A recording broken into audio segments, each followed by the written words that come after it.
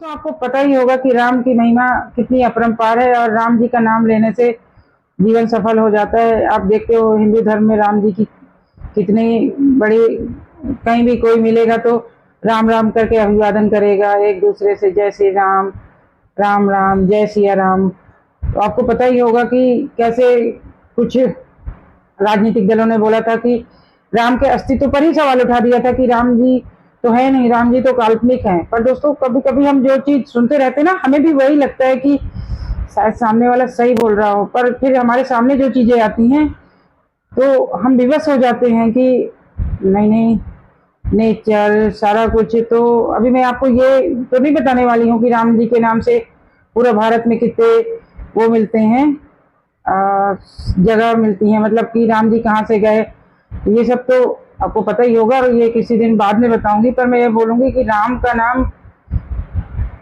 बोलते हैं ना, रामायण में लिखा था कि पत्थर पे लिख के बंदर डाल रहे थे, तो बंदर मतलब हनुमान जी की सेना, और हनुमान जी भी लिख के नल नील डालते जा रहे थे तो वो पत्थर तैरने लगते थे, राम का नाम लिख के डाल रहे थे। तो दोस्तों ये घटना तो तब तो हम छोटे थे जब रामायण बनी थी और देख रहे थे, पर अभी जैसे सारा कुछ समझ में आ रहा है, क्योंकि हमें पढ़ाया तो कुछ और ही गया होगा। आपको भी पता है कि हमें किताबों में क्या पढ़ाया जा रहा था, वो तो भला हो रामानंद सागर का कि उन्होंने हमें इतनी अच्छी रामायण बना के दिखाई और बच्चों के, हर एक बच्चे के अंदर कितना मतलब राम जी के बारे में पता है, जो जानता होगा उनके बारे में। तो दोस्तों देखिए राम नाम की कितनी महिमा अपरंपार है। या बोलते हैं इस बकरे के ऊपर पेंट से राम लिख दिया था। अब जो भी उसके दिमाग में आया हो, उस बकरे वाले के दिमाग में, और इसको बकरीद में बलि दी जानी थी।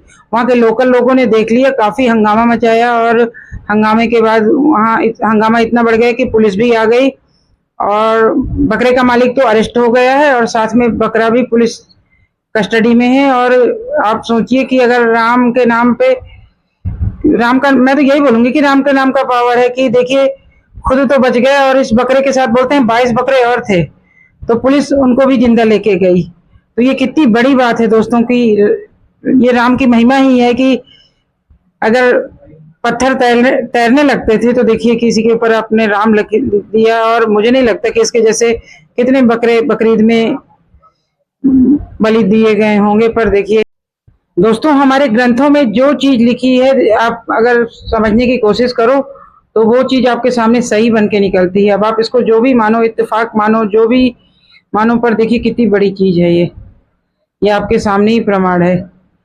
और दोस्तों लिखा गया है ना, रामायण में एक गाना आपने सुना होगा कि जिन पर कृपा राम करे वो पत्थर भी तिर जाते हैं।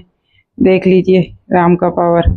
चलिए आज का वीडियो खत्म करते हैं, मेरे को इतनी ही बात करनी थी। और वीडियो पसंद आया तो लाइक करें, सब्सक्राइब करें। मिलते हैं अगले वीडियो में और प्रेम से बोलिए जय श्री राम।